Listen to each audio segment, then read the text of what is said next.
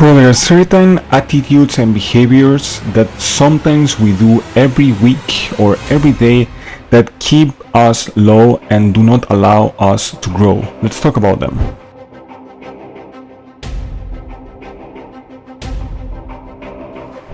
First of all is going to sleep late, because when we go to sleep late, like really late, we tend to be tired the next day in case we wake up early. But in case we wake up late, we do everything late. In my opinion, that's a huge mistake that people make, and I do sometimes as well, that do not allow me to grow some days or to make things done. Therefore, going to sleep early is one of the key things as well for success, and therefore that the next day you also wake up early. Then the second one, and that's something that so many people, including me sometimes as well, then the second one is to jerk off right before going to sleep. And that's also a huge mistake, especially even worse if you do it with soft porn or porn as itself, because it kind of make you more weak and relaxed and stable, and then more complacent when it comes to then after going to sleep, and not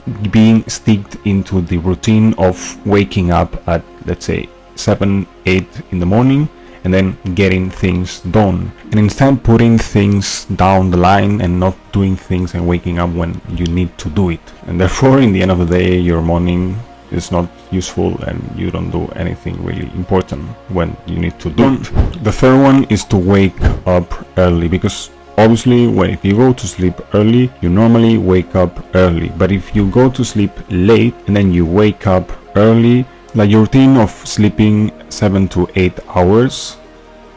like for example with that pillow, it actually breaks your routine, and the next day you will feel more tired than the previous one. Therefore, sticking to your 7 to 8 hours of sleep by going to sleep early and waking up early will allow you to have a stable and focused work routine for the next day. Then the fourth one, and I've seen this in some of my friends, and that is complaining and blaming others for things that you are actually accountable for. And I really believe this is a huge mistake as well, because whenever you're not accountable for your actions and your decisions and blame others, like let's put a really easy and simple example. You might think that your salary and the cost of life in the city that you live in, for example, that the rent is really expensive and your salary is not so good, and then you kind of complain that everything is getting more and more expensive in your city, and because like the rent is getting more expensive, or like the mortgages are really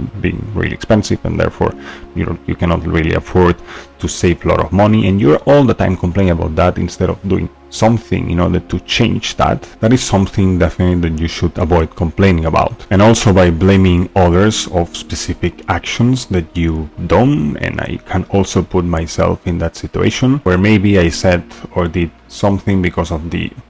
comment of someone else, but it was actually my full responsibility of saying or talking with someone in a way that probably I shouldn't have done. But again, it was full my responsibility and my way, or like it was my fault, or like my decision of taking and talking with that person, even that the other person was like a person that put, like how we say it in Spanish, poner leña al fuego, which is basically to put more like trash into the bin, and then you explode, and then you say something by the reaction of someone that told you something to do, and then you do it, but you're not actually, you're 100% accountability, but it's not fully your decision of taking that one, and it was more like as a reaction of the comment from another person. And that is actually something that happens, but it's also not a good way of behaving or like answering to specific problem. Then the fifth is overconsumption, and again I said over, not consumption, overconsumption of media, entertainment and TV, because I truly believe that people that watch all the time the TV or like a lot of media or like useless stuff, things that do not actually provide real value into their lives, consume a lot of media and entertainment, either if it's with like the endless scrolling on different apps such as Instagram or TikTok, as well as, let's put it like this, Netflix. because watching and going to Netflix like on a daily basis, looking for new series to watch every night with actually any like specific value and just like for watching, and not because of the fact that maybe a friend recommended you a film or a series that you should watch and you do actually watch it because a friend told you to do that, but instead you look for entertainment. So therefore something to avoid, to overconsume media if you want real growth in your life.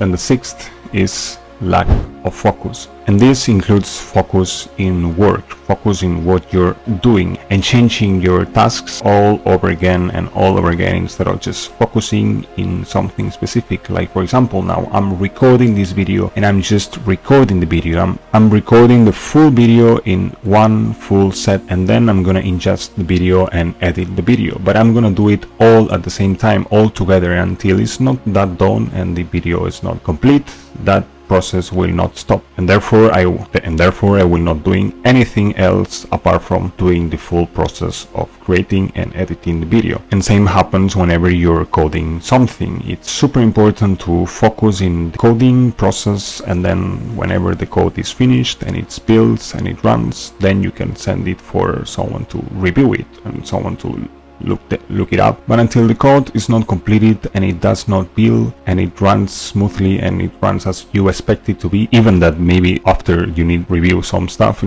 such that the code actually does what you really want, you should not stop focusing on the task and do the code and then send it for review, and then you can kind of then chill and maybe do another task. And then the last one, the seventh, is to do not have a clear work structure. And this happens a lot with people, including me, with a 9 to 5, where obviously you work 9 to 5, but if you do something else, you do other jobs or you do other activities that are like work related or work focused, it's really easy to either say, okay, just 9 to 5 and then the other is not work. Then I do not put the focus and wake up early and start working because of the fact that it's not like my 9 to 5. And then it's quite easy to lose track on the job, either if it's like your 9 to 5 or your side hustle. And therefore a good option is to do something related to your 9 to 5. Like your side hustle has to be somehow related to your 9 to 5, such as that like after you finish working on your 9 to 5, you kind of like are able to extend that work, even that you